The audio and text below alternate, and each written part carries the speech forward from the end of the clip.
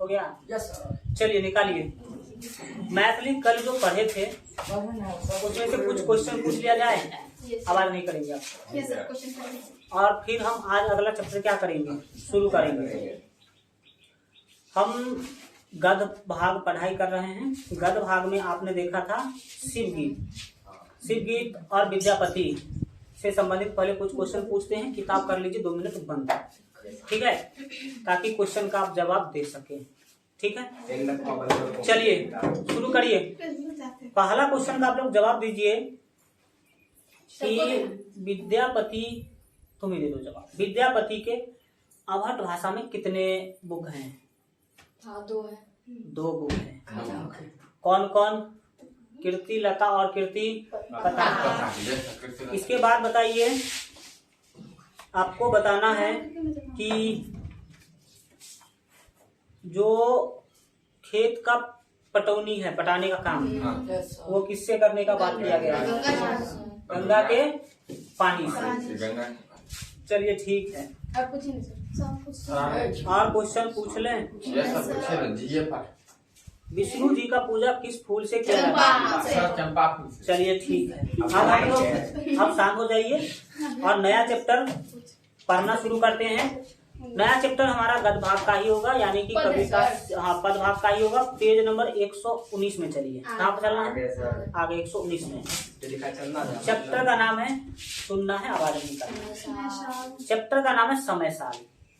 समय साल चैप्टर है। इस चैप्टर में मुख्य रूप से यह बात किया गया है कि जब समस्या वाला समय होता है, प्रॉब्लम वाला समय, तो उस समय में लोगों को किस किस समस्या का सामना करना पड़ता है, उससे रिलेटेड बात है।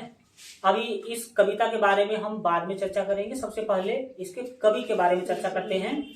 कवि का नाम है चंदा झा।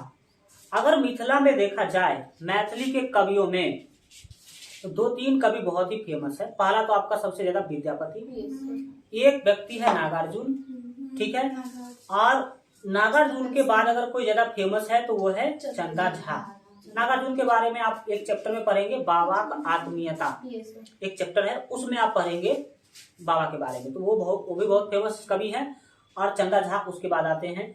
चंदा झा का खासियत है कि चंदा झा ने रामायण भी लिखा मैथिली में। चंदा झा मैथिली में रामायण भी लिखे हैं, तो आप समझ सकते हैं। और रामायण के बारे में आपको लगता होगा केवल मैथिली में चलता नहीं, भारत में हमें लगता है कि 20 से भी अधिक भाषाओं में रामायण लिखा जा चुका है, और सीरियल भी उसी तरीका से है। ठीक है, तो आप बातों को क्या करेंगे, समझने की कोशिश करेंगे। तो चंदा झा के बारे में सबसे पहले आप लोग निकाल लीजिए और लाइन पर उंगली देंगे, चीजों को समझेंगे, बोलेंगे कम और समझेंगे ज्यादा। चंदा झा का वास्तविक नाम रतिन चंद्रनाथ झा। आपको ध्यान रखना है कि चंदा झा का जो मूल नाम है, वास्तविक नाम है, वो चंद्रनाथ झा है। चंदा झा नाम कवि के रूप में इनका फेमस हुआ। जब ये लिखना शुरू किए, रचना करना शुरू किए, तो कवि के रूप में इनका नाम चंदा झा फेमस हो गया। ठीक है, मुदा रचनाकारक रूप में ई प्रसिद्ध छथि चंदा झा के नाम से। रचनाकार के रूप में चंदा झा के नाम से फेमस है, लेकिन इनका मूल नाम है चंद्रनाथ झा। बोलेंगे नहीं, केवल सुनेंगे ध्यान से, तो याद आएगा ज्यादा। अगर बात करें इनके जन्म का, तो याद रखेंगे ई दरभंगा जिला पिंडा रुच है ना, गामक वासी रहथी। याद रखेंगे। अच्छी बात यह है कि अपने जिला के ही ये क्या है, कवि हैं, दरभंगा जिला के कवि हैं। दरभंगा जिला में एक गांव है पिंडारुच, वहां के ही ये वासी थे, लेकिन बाद में ये अपने ससुराल में जाकर बस जाते हैं। ठीक है, तो दरभंगा के कवि आपको मिल गए। बाद में मधुबनी जिला के ठाढ़ी गांवक निवासी भ गेला। ठाढ़ी गांव है मधुबनी में, पूरा नाम उसका अंधरा ठाढ़ी है। अंधरा ठाढ़ी के हमारे मित्र भी हैं एक, तो ठाढ़ी में जाकर क्या हो गए, बस गए। अब मधुबनी में अंधरा ठाढ़ी में क्या था इनका, ससुर था। आगे देखो लिखा भी होगा, पिंडा ये ई गांव हिनक सासुर रहनी। सासुर मतलब ससुराल था इस गांव में, मधुबनी में। तो ये बात आप याद रखेंगे। हिनक शिक्षा दीक्षा भेल मातृक में। इनका जो पढ़ाई लिखाई हुआ कहाँ हुआ, मातृक में हुआ। अब मातृक का अर्थ आप जानते हैं, मातृक मतलब होता है नानी गांव, समझ में आएगा। हाँ, तो मातृक मतलब नानी गांव। इनका पढ़ाई लिखाई इनके नानी गांव में हुआ, सहरसा बड़गांव में। शांत नहीं रहेगा, आगे देखिए। हाँ, तो सहरसा किस जिला में, सहरसा जिला किस गांव में, बड़गांव में।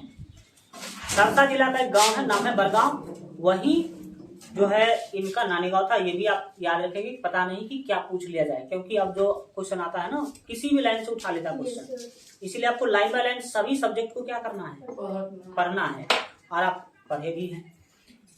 ओती पढ़ी क ई पंडित बनला, नानी गांव में ही ये पढ़ाई लिखाई करके पंडित बने। विद्वानक रूप में ख्याति है ना अर्जित कैलनी, विद्वान के रूप में इन्होंने प्रसिद्धि पाया, फेमस हुए विद्वान के रूप में पढ़ाई लिखाई करने के बाद। ये तो हो गया उनके जन्म, शिक्षा उच्छा की बात। अब हल्का आगे बढ़ते हैं, अगला पैराग्राफ में आप देखेंगे, लाइन पर उंगली रखेंगे तो पता चलेगा। चंदा झा दीर्घजीवी छला। दीर्घजीवी का मतलब है कि इनका आयु ज्यादा था, ज्यादा दिन तक ये जीवित रहे, 70 से भी अधिक साल तक, लंबा उम्र तक इन्होंने जिया। हिनक जन्म 20 जनवरी 1831, मृत्यु 14 सितंबर 1907 में भेलनी। तो जन्म हुआ 20 जनवरी 1831 में और मृत्यु हुआ 14 सितंबर 1907 में। तो लगभग कितने साल हो गए? दिसंबर है, सितंबर नहीं। दिसंबर है, बिल्कुल सही। 14 दिसंबर 1907 में भेलनी। आगे क्या होता है? ई जहने विद्वान रहती तेहने साधक। विद्वान तो थे ही थे, साथ ही साथ साधक भी थे। साधक का क्या मतलब है? साधक का मतलब है त्याग करने वाला। क्या करने वाला? त्याग करने वाला, साधना करने वाला। क्या करने वाला? साधक का अर्थ कई अर्थों में लिया जा सकता है।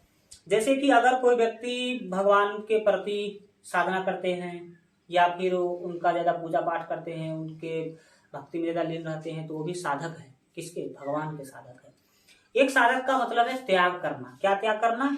तो अपने जीवन में कुछ अच्छा पाने के लिए जीवन के कई सारे चीजों का त्याग करना। जैसे अगर आप अभी चाहते हैं कि जीवन हमारा अच्छा हो आगे चलकर, तो अभी आपको बनना पड़ेगा साधक, साधना करना पड़ेगा, त्याग करना पड़ेगा बहुत सारे चीजों को। क्या त्याग करना होगा? तो आपको त्याग करना होगा सबसे पहले मोबाइल। सबसे पहले क्या त्याग करना होगा? मोबाइल त्याग कर दीजिए। जिंदगी भर के लिए नहीं बोल रहा हूँ, कब तक?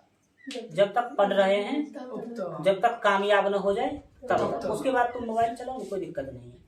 मोबाइल चलाना छोड़िए, घूमना वूमना कम ध्यान दीजिए, क्योंकि घूमने का टाइम आपका निकल चुका है। ठीक है, गप कम मारिए, कई बार गप मारने में टाइम निकाल लेते हैं। तो ये सब है आपका साधना। बगल वाले रूम में कोई बैठ करके सीरियल देख रहा है, आप अपने आप को कंट्रोल करके इस रूम में क्या करते रहिए? पढ़ते रहिए। यही है साधना करना। ठीक है, अपने आप को सताना। ठीक है, तुम सीरियल नहीं देख रहे हो, बगल वाला देख रहे हो, सता ही न रही हो अपने आप को। अपने मन को मार रही हो कि चलो भाई क्या हो रहा है, मतलब हमारा छूट रहा है।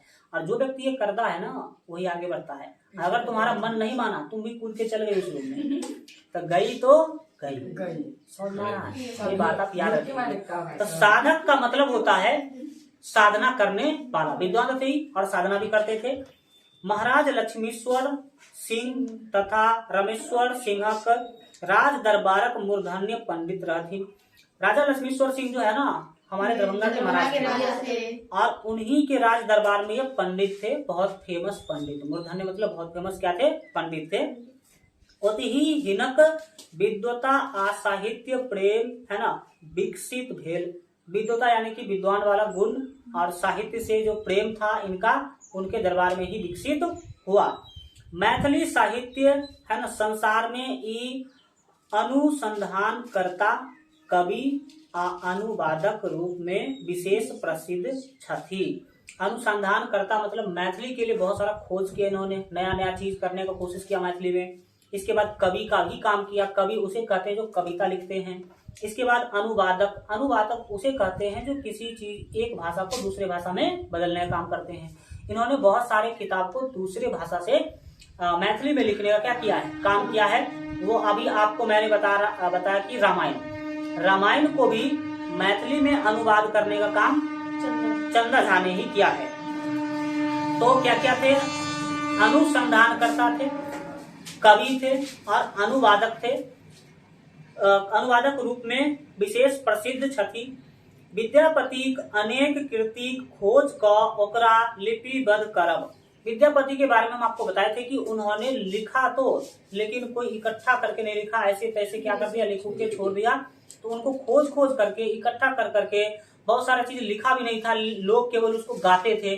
तो अगर कोई लोग गाता था ना तो ये उनके पास जाते थे और कहते थे कि ये पूरा गाना तुम गाओ, और ये क्या करते थे, लिख लेते थे और लिख करके फिर एक बुक बना देते थे। बना रहा है तो ये काम करते थे। तो विद्यापति के बहुत सारे रचना को इन्होंने खोजा, खोजने के बाद क्या किया, तो उसको लिखने का काम किया और इकट्ठा करके बुक बनाने का काम किया। ओकर पाठ के है ना सुलझावे मतलब सुलझाने का काम किया। जो उलझा पड़ा हुआ था, कहीं कुछ था, उसको इकट्ठा करने का काम किया। हिनक अद्वितीय उपलब्धि अच्छी। अद्वितीय उपलब्धि का मतलब है कि ये काम दूसरा किसी ने नहीं किया, इन्होंने ही किया। कौन सा काम, तो विद्यापति की रचना को इकट्ठा करने का काम।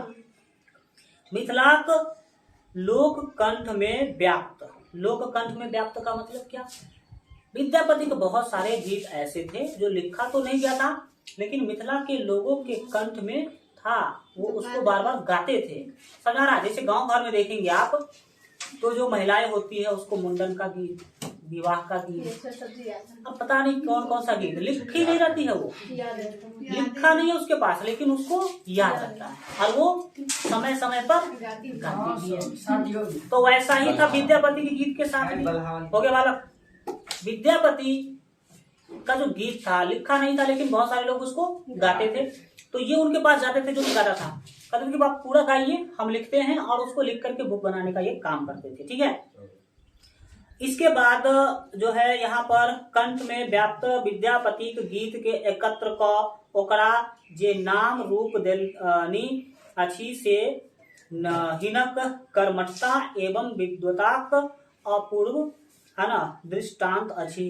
जो मिथिला के लोगों के कंठ में गीत बसा हुआ था उसको लिखना, फिर उसको किताब बना करके उसको नाम देना, इनका एक बहुत ही कर्मठता का मतलब होता है एकाग्र मन से काम करना। एकाग्र मन से काम करने का क्या मतलब है, जब आप पढ़ाई कर रहे हैं तो केवल पढ़ाई, आपका पूरा ध्यान केवल किस पर होना चाहिए, पढ़ाई पर। ऐसा नहीं कि मतलब पढ़ाई कर रहे हैं और किसी दूसरे चीज पर भी ध्यान है कि मेरा भाई तो फिल्म देख रहा है, हम पढ़ाई कर रहे हैं, वो सब नहीं चलेगा। तो पूरा ध्यान से, अगर ये जैसे विद्यापति का खोज करने के निकल थे तो पूरा ध्यान इनका उसी में लगा होता था, ये चीज है। अब आएंगे हल्का इनके खुद के रचना के बारे में बात करेंगे। अभी तक तो इन्होंने जो दूसरे के रचनाओं को जो इकट्ठा करने का काम किया वो देखे, अब इनके खुद के रचना के बारे में बात करेंगे। मैथिली साहित्य में चंदा झाक है ना सर्वोत्कृष्ट देन अच्छी, यानी कि सबसे अच्छा देन है मिथिला भाषा रामायण। अगर चंदा झा का सबसे फेमस अगर कुछ है तो वो कौन है, मिथिला भाषा रामायण। मिथिला भाषा रामायण मतलब मैथिली में इन्होंने रामायण को लिखा तथा पुरुष परीक्षा मैथिली अनुवाद। आपको कल पुरुष परीक्षा का चर्चा हुआ था आपके क्लास में। पुरुष परीक्षा में क्या बताए थे कि वो जो है ना संस्कृत का ग्रंथ है, किसने लिखा, विद्यापति ने। उसकी एक कहानी का भी नाम बताए थे हम। पुरुष परीक्षा में एक कहानी था ना, आलस कथा। तो आलस कथा का चर्चा हुआ था कि नहीं। तो पुरुष परीक्षा जो ग्रंथ है वो संस्कृत में विद्यापति लिख के गए थे, लेकिन इन्होंने उसको मैथिली में अनुवाद किया। तो बोलेगा पुरुष परीक्षा का मैथिली में अनुवाद किसने किया था, क्या बताइए, चंदा झा ने। मैथिली में पहिल महाकाव्य यह है लिखल महाकाव्य लिखने का काम मैथिली में इन्होंने ही पहला किया। हिनक रामायणक है ना कतोक पाती मैथिल मेघाक आ एही ठामक भाषा शक्तिक प्रमाण बनी गेल अछि। रामायण में ऐसा सेंटेंस लिखे है ना, उसको पढ़ करके लोग गर्व करेंगे कि हाँ सही बात है, अच्छा बात है कि मिथिला के लोगों में कितना मेघा होता है। मेघा मतलब स्किल जानते हैं ना।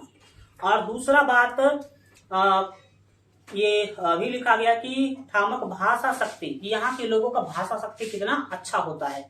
ऐसे सेंटेंस इन्होंने रामायण में लिखा है। राम कथा के जाही सरल आ सहज भाषा में ई रखलनी अछि से हिनक अमर है ना, बनबै हिनका अमर बनबैत अछि। राम के चीजों को इतना आसान भाषा में लिखने का जो काम किया इन्होंने, वही मिथिला भाषा रामायण इन्हें अमर बनाते हैं। जब तक पृथ्वी पर लोग मिथिला भाषा रामायण को जानेंगे तब तक चंदा झा को भी जानेंगे। समझ में आ रहा है कि नहीं आ रहा है? चर्चा तो होगी किसने लिखा, तो चंदा झा ने लिखा। पुरुष परीक्षाक गद, है ना, पद में अनुवादक मैथिली में कथा लेखनक सूत्रपात करबाक श्रेय हिनके अछि। जो पुरुष परीक्षा है उसको गद में पद था वो, उसको गद में लिखने का काम जो है इन्होंने किया था। चंदा झाक मुक्तक, ठीक है, कविताक लेल सेहो प्रसिद्ध अछि। किस कविता के लिए चंदा झा प्रसिद्ध है? तो मुक्तक कविता। हिनक वैचारिकताक, है ना, काव्यात्मक रूप मुक्तक के रचना में बेसी मुखर अछि। जो मुक्तक कविता है उस कविता में इनका खुद का विचार दिखता है कि आखिर चंदा झा का विचार व्यवहार कैसा था। प्रस्तुत समय साल, समय साल आप पढ़ने वाले हैं, आपके चैप्टर का ही नाम है समय साल, कविता का नाम समय साल। कविश्वर चंदा झा, तो कविश्वर मतलब कवियों के ईश्वर, समझ में आ गया? कवियों के ईश्वर बोला गया, इसमें बोलेगा निम्नलिखित में से किसे कविश्वर कहा गया है? चंदा झा को। तो कविश्वर चंदा झा मुक्तक कविता अच्छी। जो आपका समय साल कविता है किस प्रकार का कविता है? मुक्तक कविता। अब देखेंगे हम, अब लेखक के बारे में इतना ध्यान रखिए, कोई दिक्कत नहीं आएगा। क्वेश्चन कहाँ से पूछे? किताबें से पूछेगा, तो आप आराम से क्वेश्चन बना पाएंगे। अब है काव्य के बारे में बात करेंगे कि आखिर इस पाठ में, इस काव्य के अंदर किस चीज से रिलेटेड बात किया गया है। तो पहले मेरे द्वारा 2-3 लाइन में समझिए इस काव्य के अंदर क्या लिखाया गया है। इसमें मिथिला में आप सभी जानते हैं, सोशल साइंस में पढ़े भी हैं। क्या पढ़े हैं? तो 1 मिनट रुक जाइए। आप सभी सोशल साइंस में पढ़े हैं कि उत्तर बिहार, कौन बिहार? उत्तर बिहार बाढ़ से क्या है? ग्रसित है। आपदा प्रबंधन में पढ़े होंगे। उत्तर बिहार किससे ग्रसित है? उत्तर बिहार के कुछ जिला का नाम बताइए। दरभंगा, मधुबनी, सीतामढ़ी, बिल्कुल ठीक। और बताइए। मुजफ्फरपुर, बरौनी भी ठीक है, समस्तीपुर भी चलेगा। उत्तर बिहार के ये सारे क्या है? जिला है। और ये जिला बिहार में सबसे ज्यादा बाढ़ प्रभावित है। सबसे ज्यादा क्या है? बाढ़ प्रभावित। क्या मतलब है बाढ़ प्रभावित का? एग्जाम में पूछता भी है क्या कि बिहार का कौन सा भाग बाढ़ प्रभावित है? ए ऑप्शन दक्षिण बिहार, बी ऑप्शन उत्तर बिहार, सी ऑप्शन पूर्वी बिहार। क्या बोलेंगे? उत्तर बिहार। उत्तर बिहार में सबसे ज्यादा बाढ़ आता है। 2-3 नदी है इसका कारण। पहला सबसे कोसी नदी, बिल्कुल सही, कोसी नदी के कारण सबसे ज्यादा बाढ़ आता है। इसके बाद एक नदी है यमुना नदी, ठीक है, यमुना। एक कमला नदी भी है। कमला नदी का नाम सुने हैं? कमला नदी जो है बहेरी और बहेरा के बीच से बहती है, ठीक है। बहेरी से जब आप बहेरा जाइएगा, क्या एक ही है ना कमला नदी? हाँ, कमला नदी एक ही है। किस दिशा में? तो वो पूर्व की ओर जाती है। तो बहेरा से बहेरी जाएंगे आप, सीधा रोड है, तो बीच में कमला नदी बहती है और वहाँ पर मेला भी लगता है कार्तिक पूर्णिमा के दिन। यस सर, नहाती है सर। मेरे नानी का लगता है। हाँ, तो कार्तिक पूर्णिमा का दिन कमला नदी किनारे मेला लगता है। और उस कमला नदी का ही ज्यादा करके इसमें चर्चा, इसीलिए कमला नदी को मैं इतना समझा रहा हूँ, ठीक है। तो कमला नदी ये सब जो है, कोसी नदी, इसके कारण बाढ़ आता है। और खास करके किस बिहार में? उत्तर बिहार में। तो उत्तर बिहार में जो बाढ़ आता है, उसी बाढ़ के सीन को इसमें दिखाया गया है कि उस बाढ़ से किसानों को क्या क्या समस्या होता है, किन किन समस्याओं का सामना करना पड़ता है। तो अब ध्यान से समझेंगे।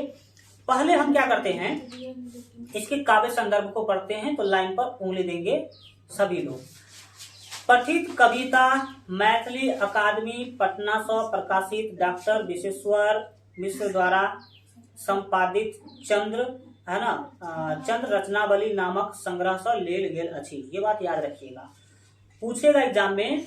कि समय साल कविता कहाँ से लिया गया, ऐसे नहीं पूछेगा कहाँ से लेल गेल अछि, तो बोलेंगे चंद्र रचनावली। एक किताब है, उस किताब में बहुत सारे ऐसे कविता हैं, उसी में से यह कविता निकाल के आपकी किताब में डाला गया। इसका सीधा सीधा मतलब यही है। यही कविता में मिथिलाक बाढ़ी, बाढ़ी मतलब बाढ़, ठीक है, जिसको हम लोग अपने मैथिली भाषा में क्या कहते हैं, बाढ़ तो कहते हैं बैर आ गया, समझ में आ रहा है वो। तो बाढ़ी रोकबाक लेल होइत लोकक प्रयास, बाढ़ को रोकने के लिए लोग जो प्रयास कर रहे हैं, है ना, बाढ़ी सौ भेल तबाही, जो लोग बाढ़ रोकने के लिए प्रयास कर रहे हैं उसको भी दिखाया गया है। बाढ़ से जो तबाही होता है उसको भी इस कविता में दिखाया गया है। जन जीवनक त्रासदी चित्रण अच्छी, जब बाढ़ आता है तो लोग कैसे त्रस्त हो जाते हैं, कितने समस्या में चले जाते हैं, उसको भी दिखाया गया है। कभी दाही रौदी, कौन चीज, दाही रौदी, दाही रौदी जानते हैं, दाही मतलब दाहर बाढ़, दाहर में सुना है, बाढ़ को दाहर कहते हैं और सिर्फ दाही कहते हैं। दाही मतलब दहा जाना, हंस जाना, ठीक है। और रौदी मतलब सुखाड़। जब किसी साल बारिश के मौसम में बारिश ना हो तो हम कहते हैं इस साल रौदी है, हमारा हाँ सूखा पड़ गया, सूखा आप लोग पढ़े भी होंगे। तो दाही रौदी विभीषिका, विभीषिका मतलब होता है इसका जो समस्या होता, भीषण समस्या, ठीक है। मुक्त सुख में जीवनक कामना करे तछि, इसमें बहुत सारे लोग दाही रौदी से बचने का और खुल के जीवन जीने का इसमें कामना करते हैं, प्रार्थना करते हैं भगवान से। तखने मिथिला विकास करत, कभी कहते हैं कि जब दाही नहीं आएगा, रौदी नहीं आएगा तो मिथिला क्या कर पाएगा, विकास कर पाएगा। और खास करके याद रखिएगा पूरा मिथिला उत्तर बिहार में ही आता है और उत्तर बिहार बाढ़ से प्रभावित, और बाढ़ मिथिला के विकास का बहुत बड़ा क्या है, बाधक है, बाधा खड़ा करता है। बाढ़ से केवल फसल ही नष्ट नहीं होता है, घर चले जाते हैं, किलोमीटर रोड बर्बाद हो जाता है, ठीक है। तो ये सारा चीज होता है। मैथिल अपन, मैथिल मतलब मिथिला के रहने वाले लोग, मैथिल अपन बुद्धि बलक छाप छोड़ता। कभी कहते हैं कि जब बाढ़ नहीं आएगी, सुखाड़ नहीं आएगी तो मिथिला विकास करेगा, और मैथिल मतलब मिथिला के लोग अपना छाप छोड़ेंगे। छाप छोड़ेंगे मतलब अपने बल पर मिथिला को आगे ले जाएंगे और दिखाएंगे कि हाँ देखो मिथिला ये है। तो ये चीज इसमें दिखाया गया है। अब आप समय साल कविता को क्या करेंगे, पढ़ेंगे, फिर इसके क्वेश्चन भी क्या करेंगे, बनाएंगे, और क्वेश्चन आराम से बन जाएगा जैसे कल बन गया था पिछले क्लास में। अब चलिए समझना शुरू करते हैं। समय साल चैप्टर का नाम है, समय जानते ही हैं, और समय साल का मतलब है, आप जानते हैं कई बार कहावत भी सुनते होंगे कि समय बलवान होता है। अगर आपका समय अच्छा रहा तो कोई भी मुसीबत आपका कुछ नहीं बिगाड़ सकता, समय खराब रहा तो समझ में आ गया, हाथी पर बैठ जाओ फिर भी कुत्ता काट लेगा, ऐसा नहीं है। जिसका समय, एक कहावत है, मेरी मम्मी जो है ना बात बात पर कहावत निकालती रहती है, ठीक है, बात बात पर कहावत, छोटे से मैटर पर भी पता नहीं कितना कहावत उसको याद है। तो वो जो है बात बात पर कहावत निकालेगी। क्या कहावत है कि समय खराब रहेगा तो हाथी पर भी बैठा रहेगा तो कुत्ता काट लेगा। इसका क्या मतलब है, हाथी पर बैठा रहेगा तो कुत्ता काट लेगा, इसका मतलब है कि जो काम नहीं भी होने वाला रहेगा वो भी हो जाएगा। जैसे हाथी पर बैठ गया तो ऊंचा ना हो गया जी, तो ऊंचा हो गया तो कुत्ता नहीं काटना चाहिए, फिर भी कुत्ता क्या करेगा, काट लेगा। तो जो होने वाला रहता वही होता है। ये चीज समय साल, समय के बारे में दिखाया गया है। अब समझने की कोशिश करेंगे, लाइन पर उंगली देगा, उससे पहले आप लोग कुछ शब्द का अर्थ समझ लीजिए, क्योंकि शब्दार्थ से डायरेक्ट भी क्वेश्चन आते हैं, कविता को भी समझने में सहायता मिलेगा। पहला देखिए भादई, भादई जो शब्द है, भादो महीना जानते हैं, भादो महीने में जितने भी फसल काटे जाते हैं वो कहलाते हैं भदई। तो भादो महीने में देखिए मुख्य रूप से क्या क्या होगा, मरुआ होगा, इसके बाद भदरी, भदरी होगा, भग नहीं, गमभरी, गमभरी, गमभरी क्या होता मैं अभी बताता हूँ। गमभरी गमभरी जो है ना एक प्रकार का धानी होता है। अब मुख्य रूप से मरुआ, हमारे इधर मरुआ क्या हो चुका, कट चुका है, ठीक है। इस बार कल गए थे हम गांव तो मरुआ का ढेरी देखे हैं, वो कट के रखा हुआ है, उसको झाड़ने का काम अब चलेगा। काला काला होता है। हाँ, काला काला होता है। नहीं आता। जो लोग अपना कैसे लगता है? खेती में किए थे, वो कटाई वाले होते हैं ना, नहीं आता। तो वो ला करके मेरे ही छत पे रख दिया है, तो वहीं पर रोकना, उसको झाड़े उड़ेगा। अब समझिए आगे क्या है, सो समझने की कोशिश करिए। तो मरुआ कटेगा, धान नहीं कटेगा। मरुआ। गमहरी जो है ना, एक प्रकार का ये धान ही होता है। अब जो भी होता है तो ये चीजें जो समझ लो सीधा, भाद्री मतलब सीधा समझिए, भादो महीने में काटे जाने वाले फसल, भादो महीने में काटे जाने वाले फसल होंगे मुख्य रूप से। इसके बाद है साड़ी। साड़ी मतलब धान, या एक क्या है, जजाई। जजाई। जजाई मतलब वही खेती पथारी होता है। साड़ी समझ गया। इसके बाद है मघ। मघ जो है एक नक्षत्र है। जैसे आप लोग हथिया नक्षत्र सुने हैं, कन्हा सुने हैं, उसी तरह से मघ भी एक नक्षत्र होता है। हाँ, जो भी होता है। देखो, कुछ दूर जाने पर ही भाषा चेंज हो जाता है, तो इसीलिए आप लोग मघ को कई अलग अलग नाम से भी क्या करते होंगे, जानते होंगे। तो एकटा नक्षत्र है, मकर माघ मास में आता है। किस मास में? माघ महीना में आता है। इसके बाद अश्लेष। अश्लेष भी एक नक्षत्र ही है, हत्या और कन्हा के जैसे। ठीक है, ये श्लेष नक्षत्र या ये पूष महीने में आता है। किस महीने में? पूष महीने में। इसके बाद है करज। करज मतलब ऋण, जिसको कर्ज कहते हैं, लोन में इंग्लिश में कहते हैं। इसके बाद छहर। क्या? कुछ नहीं। छहर मतलब होता है बांध। छहर मतलब बांध। जनरली हम किस बांध का बात करेंगे, तो मान लीजिए नदी है, ठीक है, क्या बात रही है, नदी। नदी के स्थिति के आधार पर निर्भर करता, कई बार बहुत दूर होता है, कई बार नजदीक भी होता है। इस साइड भी और इस साइड भी ऊंचे ऊंचे बांध बना दिए जाते हैं, ताकि नदी में जब पानी बढ़े तो वो खेतों की ओर, गाँव की ओर ना जाए, बांध उस पानी को क्या कर ले, रोक ले। इसे क्या कहते हैं? छहर कहते हैं, या बांध भी आप कह सकते हैं। अब चलिए, अब कविता का लाइन पढ़िएगा तो आराम से समझ में आ जाएगा। अब लाइन पर उंगली दीजिए। बोलना कम है ना, और सुनना ज्यादा है। भदई सुखायल धान दहायल। कवि कहते हैं कि भदई जो है ना, सूखा गया। भादों में जो कटने वाले फसल थे वो सारे क्या हो गए, सूख गए, बारिश न होने के कारण। धान दहायल, धान के टाइम पर इतना ना बारिश हुआ कि वो दहा ही गया। ठीक है, तो दोनों समस्या, न मरुआ हुआ न धान हुआ। भदई में मरुआ होता था, अरे पहले मरुआ बहुत फेमस होता था, और मरुआ खूब खाते थे लोग, और अब मरुआ कम खाते हैं। ठीक है, हाँ, तो वो चीजें होती थी। अब देखिए आगे, तब भदई सुखायल धान दहायल। भादों में होने वाले फसल बारिश न होने के कारण गया, और धान बारिश बहुत ज्यादा हो जाने के कारण गया, बाढ़ आ गया होगा। गरीब किसान की करत उपाय। अब कवि बोलते हैं कि दोनों चीज चला गया, अब गरीब किसान जो है ना वो क्या उपाय करेगा। किसका बात हुआ? गरीब का। अभी का बात हुआ? मैं बता रहा हूँ तुम्हें, दुनिया का जितना समस्या है ना, सब गरीब के लिए ही है। गरीब के पास उसका सबसे बड़ा धन होता है उसके कोठी में रखा हुआ अनाज, लेकिन अगर खेती दह जाएगा तो कहाँ से आएगा? अब जब अनाज ही नहीं हुआ तो उसके पास अब कोई धन नहीं है। अमीरों के पास क्या है? अमीरों के पास पैसा है। अब खेती भी नहीं हुआ तो वो मार्केट से खरीद लेगा। समझ में आ रहा है? लेकिन सबसे बड़ा समस्या होता है किसको? गरीबों को। इसीलिए अमीर बनो। ठीक है, अमीर कैसे बनोगे? पढ़ लिख के अमीर बनो। ठीक है, अगला, कोना दिन काटत जीवत की खाए। कभी गरीब के बारे में कहते कि कैसे दिन काटेगा और क्या खाकर जिएगा। समझ आ रहा कि नहीं आ रहा है? उसके बच्चे देखिए क्या करते हैं, बाल बच्चा मिली करे हाय हाय। उसके बाल बच्चा जो है हाय हाय कर रहा है, क्योंकि खाने को कुछ भी है नहीं, खेती हुआ नहीं। बाल बच्चा क्या कर रहा है? हाय हाय कर रहा है।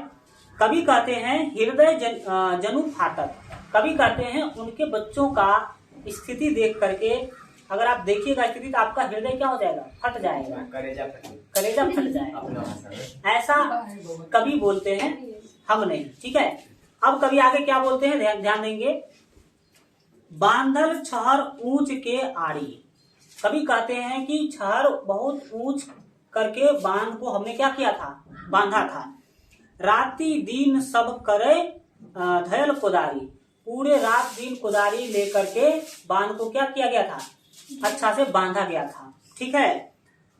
साड़ी छल उपजल लेल संहारी, साड़ी मतलब अभी जस्ट बताए हैं, साड़ी मतलब धान या फसल उपजा हुआ था और सबका संहार कर दिया। किसने? बाढ़ में।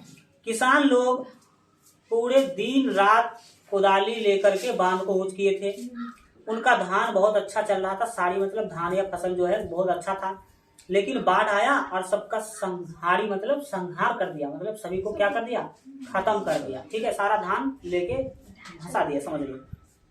ये कौन किया है संहार करने का काम? तो निर्दयी कमला, निर्दयी कमला, निर्दयी कमला मतलब जिस कमला को दया नहीं आया। निर्दयी कमला की दहु बिचारी, कमला नदी के बारे में बोला गया है कि कमला नदी ने ही ये निर्दयी वाला काम किया है।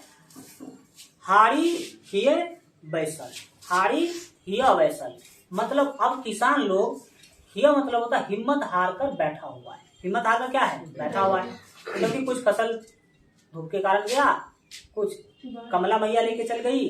निर्दयी कमला मैया कर लो तुम उसे। मुख्य रूप से नदी होती है स्त्रीलिंग, हाँ, ब्रह्मपुत्र नदी जो है वो उसको मुख्य रूप से हम पुरुष कहेंगे, क्योंकि उसका नाम ही है ब्रह्मपुत्र। अब जब कहते हैं ब्रह्मपुत्र तो उसको महिला कैसे कह सकते हैं?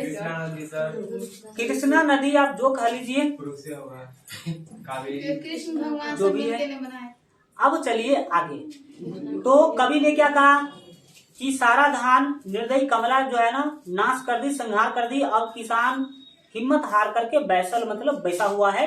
अब आगे क्या होता है? समटू समटू जल कमला मैया, कभी कहते हैं कमला मैया से कि अब अपना जल क्या कर लीजिए, समट लीजिए। करू जनु यहन देवी अन्याय, कमला मैया को देवी बोल रहे हैं और कहते हैं कि ऐसा अन्याय मत करिए।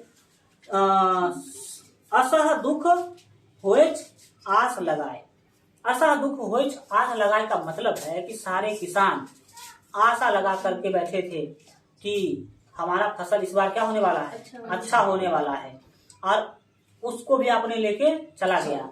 दुख बहुत तब होता है जब आप आशा लगा के बैठे थे और वो आशा पूरा नहीं हो पाता है, तो असह दुख होता है। असह दुख मतलब जिस दुख को आप सहन नहीं कर पाते, वही बोला है असह दुख होइच। असह दुख होइच मतलब जिस दुख को हम सहन नहीं कर पाते हैं वैसा दुख होता है आस लगाए, आशा लगा करके जब बैठे रहते हैं तब। आगे कभी कहते हैं कि कलहू खर्चा करज के खाए, कलहू खर्चा करज के खाए मतलब हम कर्ज लेकर के खेती किए थे, अब क्या खाएंगे पता नहीं, क्योंकि कर्ज लेकर के खेती किया था, कर्जा वाला तो मानेगा नहीं, वो तो पैसा लेगा ही लेगा। और वो कभी बोल रहे हैं कमला भैया से कि कर्ज लेकर के हम खेती किए थे, अब क्या खाएंगे यह सोच रहे हैं। बिकल जन रोइच, बिकल जन रोइच का मतलब है जो लोग हैं बेकल हो चुके हैं, परेशान हो चुके हैं, और जन मतलब लोग, अब वो रो रहे हैं। क्या कर रहे हैं? रो रहे हैं। आपको लगता होगा कि मतलब किसान ठीक है, मतलब कुछ नहीं, किसान का जिंदगी जितना समस्या में है ना, भारत में आज किसी का भी जिंदगी उतना समस्या में नहीं है। ठीक है, उससे अच्छा जिंदगी तो मजदूर का है। उसको पता है कि आज अगर भर दिन काम करेंगे तो 500 रुपया सामने मिलेगा ही मिलेगा, लेकिन किसान का वो गारंटी नहीं है। किसान को टटका पैसा नहीं मिलता, पहली बात। दूसरी बात की अगर लाखों रुपया लगा करके अगर खेती किया तो पता नहीं कि वो खेती बचेगा कि बाढ़ में चला जाएगा। ठीक है, और यही कारण है कि बताए थे तुम लोगों को कि भारतीय कृषि मानसून के साथ जुआ है, बताए थे। तो ये सारे चीज आप देख सकते हैं। तो किसान का देख रहे हो कैसा स्थिति है। लेकिन किसान के बारे में एक बात याद रखिए, सरकार किसान को कई जगह पर हेल्प भी करती है। एक योजना चलता है केसीसी, नाम सुने हैं? सुनिए केसीसी योजना क्या है।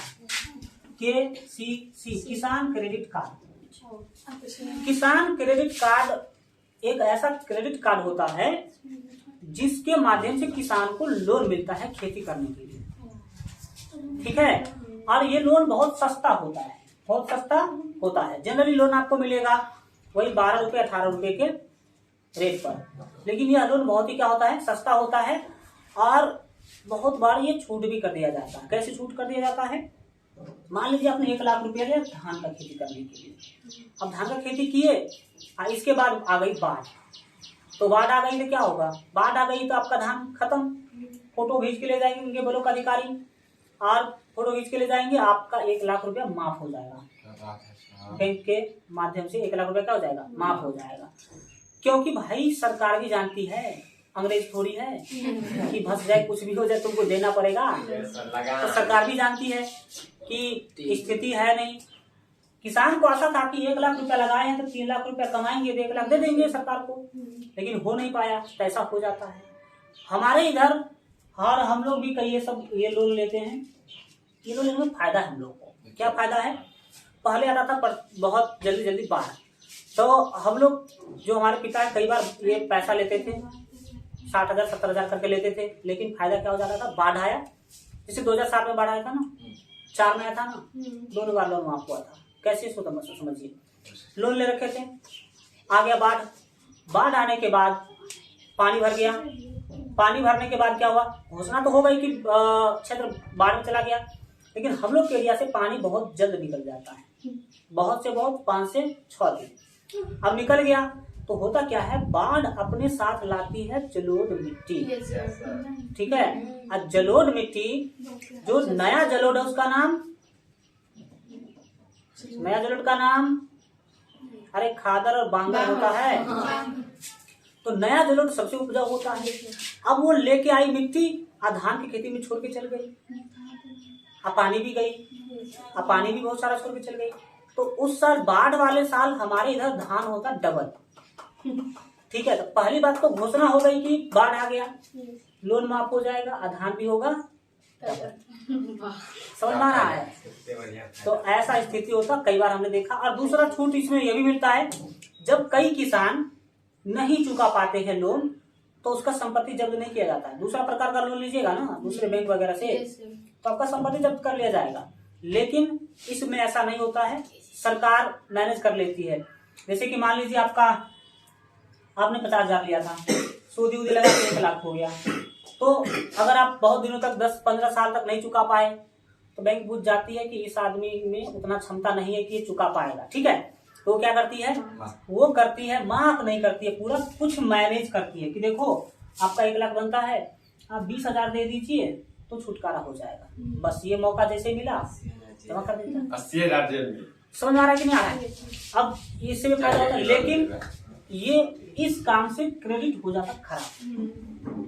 इससे यह पता चलता है बैंक वालों को कि यह व्यक्ति लोन चुकाने में सक्षम नहीं है, अगली बार आपको लोन नहीं मिलेगा। ये बात समझ आ रहा है कि नहीं आ रहा है? तो ये बात हो जाती है। तो आपने देखा कि लोग विकल है, क्रेडिट कार्ड जानते हैं ना, अभी बहुत सारी कंपनियां बैंक वगैरह क्या दे रही है? क्रेडिट कार्ड दे रही है। हाँ, डेबिट कार्ड एटीएम कार्ड को कहते हैं, जिससे आपके डेबिट कार्ड हुआ है, अगर आपके खाता में पैसा रहेगा तब पैसा निकाल सकते हैं। क्रेडिट कार्ड क्या, आपके खाता में पैसा नहीं रहेगा, अगर क्रेडिट लिमिट 1 लाख का है तो आप 1 लाख रुपया अपने क्रेडिट कार्ड से क्या कर सकते हैं? निकाल सकते हैं। अगला देखिए, तो लोग विकल हैं। अब लाइन अगला पकड़ेंगे, बर रौदी छल है ना, बरिसल पानी। बहुत ज्यादा रौदी था, पानी क्या हुआ? वर्षा। जब शुरुआत में वर्षा हुआ ना तो लोगों को लगा कि ठीक है, अच्छा है, अब धान अच्छा होगा, लेकिन इतना ना वर्षा हो गया कि वो भी लेके चला गया। ठीक है, बर रौदी छल बरसल पानी, मघ अश्लेष कैल नहीं हानि। मघ और अश्लेष 2 जो नक्षत्र है, इस नक्षत्र में ज्यादा हानि नहीं हुआ क्योंकि लिमिट में वर्षा हुआ होगा। आगे, चलल छल धंधा कह कवि चंद। चलल छल धंधा का मतलब है कि काम अच्छा चल रहा था। अरे बारिश हुआ तो किसानों का काम अच्छा चल रहा था। ठीक है, लेकिन हुआ क्या? अपन बुते की होयत काज समय न भेल मन। लेकिन अपने सोचने से कुछ होता नहीं है, आगे जाकर के काम हो गया मंदा। यानी कि बहुत ज्यादा बारिश हो गई होगी, बाढ़ का स्थिति बन गया होगा, काम ऐसे ही मंदा हो गया होगा। तो शुरू में धंधा अच्छा चल रहा था किसानों का, बाद में जाकर बारिश ज्यादा हो जाने के कारण बाढ़ का स्थिति बन गया। तो ये था आपका समय साल कविता। अब इसके सारे क्वेश्चन का आप जवाब देंगे। अब आप क्वेश्चन पर आइए, पढ़िए। पहला वस्तुनिष्ठ ऑब्जेक्टिव टाइप प्रश्न। पहला क्वेश्चन है समय साल कविता रचयिता छथि।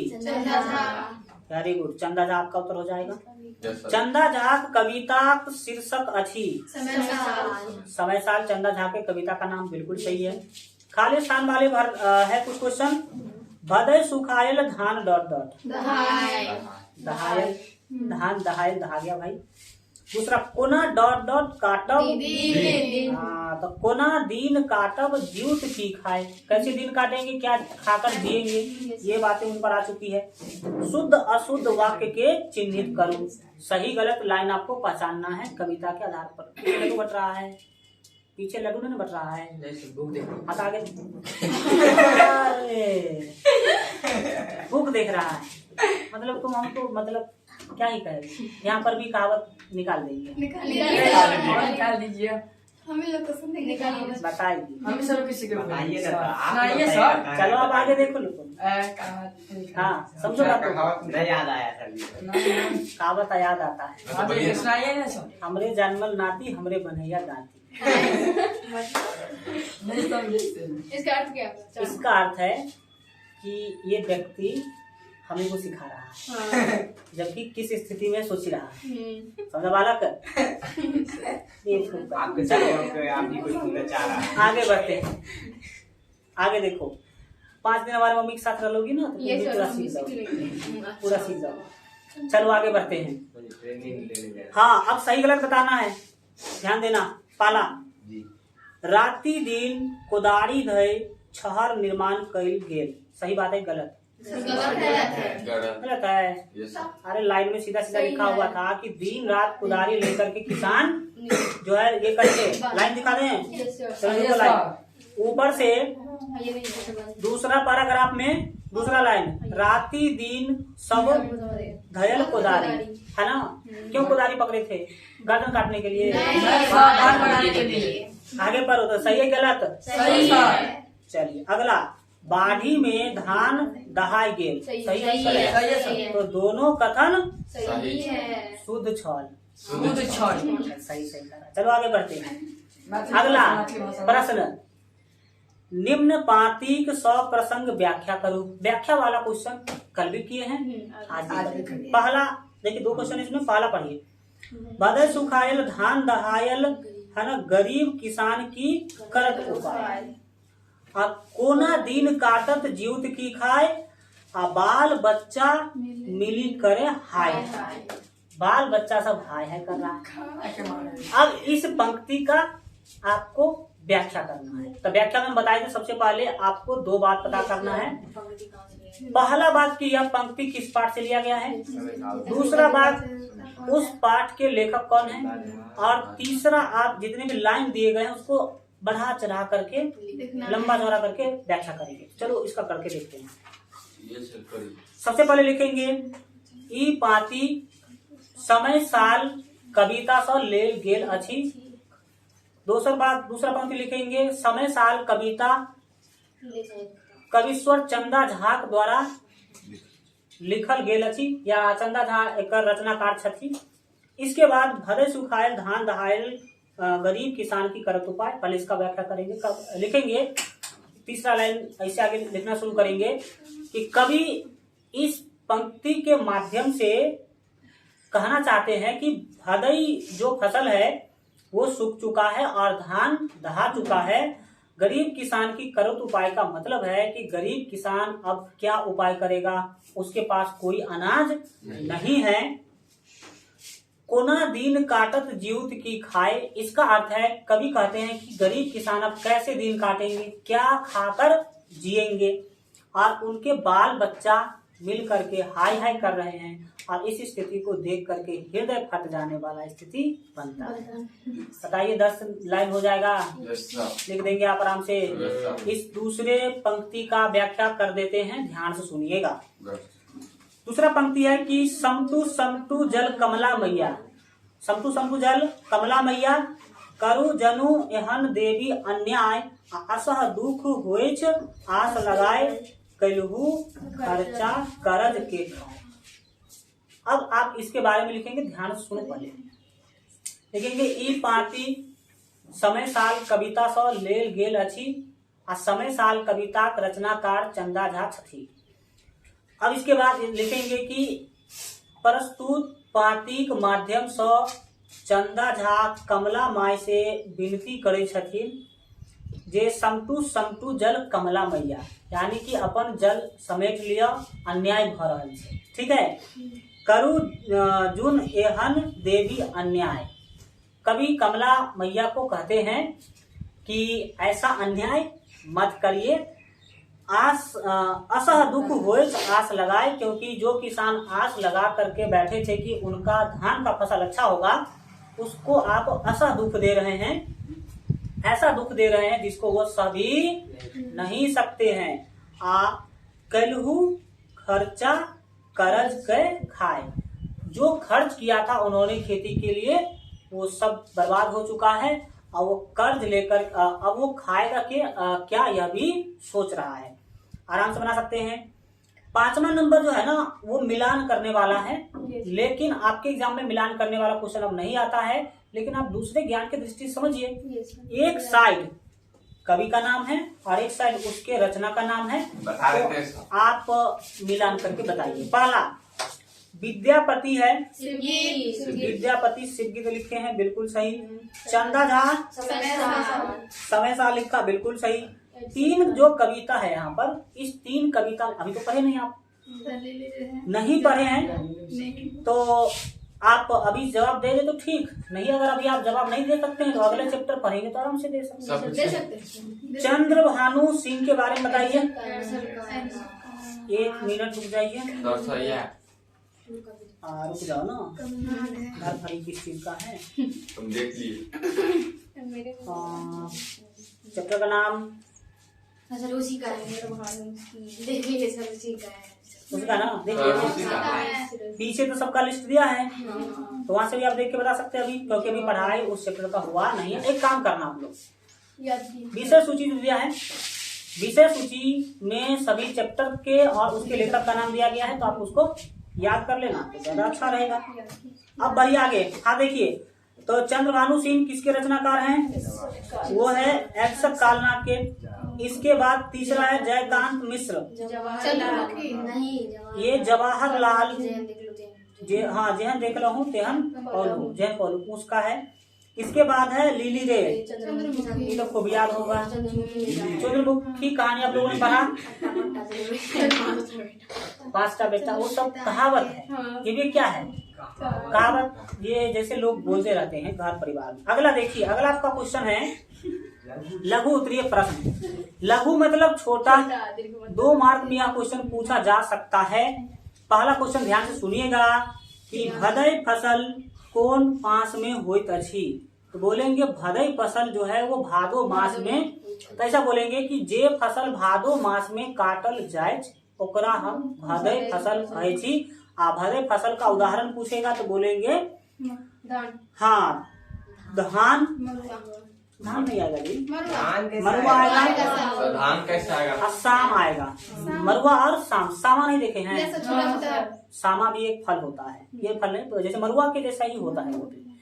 तो सामा और मरुआ, ये देखा सामा देखे हैं यूट्यूब पे, ये खाए भी है। अच्छा खाए भी, चलिए मरुआ का ढेर आगे बढ़ते हैं। मरुआ का ढेर तुमको याद आ रहा है, आगे देखो। खेलते थे सब। दूसरा प्रश्न हमारा ये भाभी कि ओए बालक हो गया शांत बनाओ। क्या लगा? दूसरा प्रश्न क्या है? छहर ककरा कहल जाए अछि? सीधी बात है, नदी के दोनों किनारे पर ऊंचा ऊंचा जो बांध बनाया जाता, हिंदी में नहीं मैथिली में, नदी के दोनों कछेर में या किनार में जे ऊंचा ऊंचा बांध बनाओल जाए ओकरा हम छहर कहै छी। छहर किसान के या लोग के बाढ़ी से बचावक लेल बनावल जाए अछि। ऐसे लिख सकता है ना जी? जी सर। आपको 2 मार्क वाले क्वेश्चन में 4-5 लाइन लिखना पड़ेगा, तो आप सीधा ये नहीं 1 लाइन में कहा के बाजा बंद कर देना, 3 लाइन उसके बारे में क्या करेगा बताना है। तीसरा प्रश्न, छहरक निर्माण कोन उद्देश्यक लेल कयल जाइत अछि। संबंधित है सर। हाँ तो बोलेंगे, देखो पहला लाइन तो क्वेश्चन से ही चुराना है। बोलेंगे छहरक निर्माण बाढ़ि सँ बचबाक लेल कयल जाइत या कयल जाइत अछि। लोग छहर यानी कि बांधक निर्माण क अपना खेत आ अपना गांव के बचावैत छथि। माइट सँ मुख्य रूप से ही बनायल जाइत अछि। अभी भारत उतना विकसित नहीं हुआ है कि आप उतना बड़ा बांध कंक्रीट का बना सके, ठीक है, तो माटी से ही बनाया जाता है। अगला आप लिखेंगे, क्वेश्चन है कि बाढ़ी में धान दहा गेलाक बाद किसानक दिन कोना कटैत अछि। तो बोलेंगे बाढ़ी में धान दहा गेलाक बाद किसानक दिन हाय हाय करैत कटैत अछि। नहीं करा था, हाय हाय करैत कटैत अछि। बाढ़ीक भेंट चिरौरी आदि सँ आ कर्ज ल क लोग अपन जिंदगी जी रहल अछि। बस कैसे बता देंगे। अगला क्वेश्चन है कि कमला मैया का पूजा कौन उद्देश्य लेल कयल जाइत अछि। याद रखिए, आज का संसार पूजा भी करता है ना तो मतलब के से करता है कि पूजा करेंगे भगवान से ही मांगेंगे, वो मांगे नहीं, जिसको मांगना होगा है ना कुछ पूजा वूजा नहीं करता। Yes sir. सब घंटी बज समझ आ रहा कि नहीं आ रहा है, वो कोई पूजा ही नहीं करता। जो मंदिर जा रहा है सोच लेना कुछ मांगने जा रहा है, कराए। हम तो सभी भगवान का हम लोग अलग अलग उद्देश्य से क्या करते हैं, पूजा करते हैं। कमला मैया को इस कविता में जो पूजा किया गया है वो इसलिए किया गया है ताकि हे कमला मैया समटू, पानी समटने के लिए, या कमला मैया से कृपा मांग रहे हैं कि अब बाढ़ नहीं लाइए, वो अच्छा होगा। तो बाढ़ से बचने के लिए कमला मैया का क्या किया गया है, पूजा किया गया है। यहाँ लिखा भी है कि कमला मैया पूजा बाढ़ी नहीं अयबाक लेल कयल जाइत छै। लोकक ई मान्यता छै कि जे पूजा कैला सँ कमला मैया है ना प्रसन्न होती ही, बाढ़ी नहीं होता, प्रसन्न हो जाएंगे कमला मैया, बाढ़ नहीं आएंगे। चलो ठीक ही है, मान ली। अगला क्वेश्चन है, समय साल कविता का भावार्थ लिखू। तो भावार्थ मतलब भाव का अर्थ, तो पूरा भाव का अर्थ बताया है ना, एग्जाम में जाइएगा और भावार्थ लिखना सीखिए। कैसे लिखेंगे, लिखिएगा समय साल कविता चंदा झाक द्वारा रचित अछि या रचना कयल गेल अछि। और इसके बाद आप इसमें जो सुने हैं, जो जानते हैं इस कविता के बारे में सब लिख के, ठीक है। शुरू में उसके पूरे अर्थ को शॉर्टकट में एक लाइन में बताइए। जैसे हमने आपको शुरू में बताया कि ई कविता में किसानक जिंदगी के देखाओल गेल अछि जय समय में बाढ़ी आरोधी हुए छै ओहि समय के। उसके बाद आप पूरा क्या कर देंगे, लिख देंगे। तो भावार्थ लिखना सीखे, भावार्थ लिख देंगे आराम से। अगला प्रश्न है, ये द्विगुत्वीय प्रश्न है, 5 नंबर मिलेगा इसको लिखकर। पठित कविता के आधार पर बाढ़ी का वर्णन करूं। तो बाढ़ का वर्णन आपको आपदा प्रबंधन में भी पूछेगा। बाढ़ का वर्णन आप यहाँ भी बना सकते हैं। तो बाढ़ का वर्णन नहीं कर सकता है, कर दे अभी 2 लाइन में, सुनिए ध्यान से। बाढ़ी मिथिलाक लेल अभिशाप अछि। अभिशाप मतलब श्राप है। इसके कारण हमारा विकास बहुत रुका हुआ है। विकास जो भी करते हैं बह के चला जाता है। समझना, विकास करते हैं मतलब रोड बनाते हैं, पुल बनाते हैं, और रोड पुल सब लेके कौन चला जाता है, कमला मैया, बाढ़, कोसी नदी। और सावन भादो में जहन वर्षा बेसी होवे लगैत अछि तो चारू कात जला भय भ जाए, चारों साइड जल ही जल हो जाता सावन भादो के बारिश के कारण। नदी छहर बांध सबके तोड़ी का गामक गांव डुबा देता छी। नदी जो है छहर बांध को तोड़ करके गांव का गांव क्या कर देता, डुबा देता है। किसान द्वारा रोपल अगहनी भदई सब दहा जाए, अगहनियों भदई सब खत्म हो जाता है। धनिक लोग तो अपन है ना खैबाक उपाय कर लेता छी। बताए ना अभी सर, वो धनिक लोग जो है वो तो खाने का उपाय कर लेते हैं, लेकिन समस्या होता गरीब किसान जे कर्ज ल क खेती कैने रहे है ना, आक्रोश करे लगे छी। आक्रोश मतलब समझ में आ रहा होगा, वो रोने बिलखने लगते हैं। आपको पता होना चाहिए दुनिया में सबसे ज्यादा किसान आत्महत्या भारत में ही करता है। यस सर, आत्महत्या कर भारत में सबसे ज्यादा किसान क्या करते हैं? आत्महत्या करते हैं। कैसे आत्महत्या करते हैं? देख लो, लाखों लाखों कर्ज में डूब जाते हैं। इसके लिए बहुत ज्यादा खर्च है। खेती से हमें लगता है बहुत कम आमदनी है। एक कट्ठा खेती का अगर आप पूरा जोड़ेंगे ना, तो जितना उसमें खर्च लग जाता है उतना उससे आमदनी भी नहीं होता है। वो तो किसान कर रहे हैं, क्यों? क्योंकि भाई बेरोजगार है, करेगा तो करेगा क्या? खेती नहीं करेगा तो करेगा क्या? इसीलिए खेती कर रहा है। अगर आपके पास समय नहीं है और अगर आप खेती करते हैं, जैसे कि लेबर लगवा करके, जन लगवा करके, तो आपको 1 भी रुपया नहीं बचेगा। यही कारण है कि बहुत सारे किसान जिसके पास खेती के लिए टाइम नहीं है, नौकरी में है, जॉब में, कहीं दूसरी जगह बिजनेस कर रहे हैं, तो क्या कर चुके हैं? खेती छोड़ चुके हैं। तो खेती में फायदा है नहीं। हाँ, वो अलग बात है। घर परिवार में 5 लोग ऐसे ही दाल भात खा रहा है, तो आप उसको खेती में लगाएंगे। समझ में आ रहा है कि नहीं आ रहा है? और अच्छा बात यह है कि गांव के एरिया में महिलाओं को भी खेती में लगाया जाता है। आप उससे धान रोपाने का सब काम करवाया जाता है। और जो हमारा शहरी कुछ जगह के जो महिलाएं बैठकर दाल भात तोड़ती है, उससे अच्छा है गांव की महिलाएं, वो अपना काम करती है। तो वो जब काम कर ले रही है ना, तो लेबर कॉस्ट बच जा रहा है। नहीं बचेगा? लेबर कॉस्ट जब बच जाता है तो कुछ फायदा होता है किसानों को। ये बातें आप याद रखेंगे। तो गरीब किसान ऐसे क्या हो रहे हैं, समस्या में जा रहे हैं। ओ बुझत अछि जे कमला मैया प्रसन्न होते ही तब आधी जल्दी चली जाए। अब बताइए क्या ही करेगा? आपको लगता है कि हम बहुत बुद्धिमान है, सही में तुम बुद्धिमान है। जो गरीब किसान लोग हैं, गरीब लोग जो होते हैं, मूर्ख लोग जो होते हैं, वो होते हैं भोला भाला। नहीं सर, मुल्क बोला वाला नहीं नहीं होता होते हैं है। बोला। नहीं मैं होता बता रहा हूँ, सुनो पहले बातों को। है। गांव में होता है, आप सबके बारे में नहीं मैं बता रहा हूँ, कुछ लोगों के बारे में बता रहा हूँ। खास करके गरीब लोग जो दुनिया नहीं देखा है, गांव के अंदर ही अपना जिंदगी काट रहा है और वो खेती करके जिंदगी चला रहा था, उनको सांसारिक जानकारी उतना नहीं है। वो भोला भाला होते हैं। वो सोचते हैं कि कमला मैया प्रसन्न हो जाएगी तो बाढ़ चला जाएगा। तो ये भोला भाला लोग ही नहीं सोचेगा। तुम्हारे जैसे बुद्धिमान आदमी सोचेगा कमला मैया प्रसन्न होगी फिर बाढ़ चला जाएगा, ऐसा होगा? तुम नहीं सोचोगे, लेकिन वो लोग सोचते हैं। अधान पान बची जायत। अगला क्वेश्चन है कि भदय सुखायल बाद आ धान दहायल बाद गरीब किसान स्थिति को वर्णन करो। जब भदय सूख जाता है, धान दहा जाता है, तब गरीब किसान का क्या स्थिति होता है, उसका वर्णन आपको करना है। कैसे करेंगे? क्या क्या होता है आप देख ही लिए हैं कि कैसे कर्जा में लोग डूब जाते हैं, बच्चे हाय हाय करके जिंदगी बिताते हैं, रोते हैं, बिलखते हैं। तो देखिए इसमें हम उत्तर भी पढ़ देते हैं। भदय सुखायल बाद धान दहायल बाद गरीब किसान सब आक्रोश करे लगैत अछि। वो यही चिंता में डूबी जाइत अछि जे आपकी खाके जीवन रक्षा करब। क्या खा करके जीवन को बचाएंगे, इस समस्या में हो जाते हैं। अगला क्वेश्चन है कि चलल धंधा मंद भ गेल कवि चंद्र कौन रूपे वर्णन कैलनी अछि। कवि क्या सोच करके बोले हैं कि चलल धंधा मंद भ गेल। जो धंधा चला था, शुरू हुआ था, अच्छा चल रहा था, वो मंदा पड़ गया।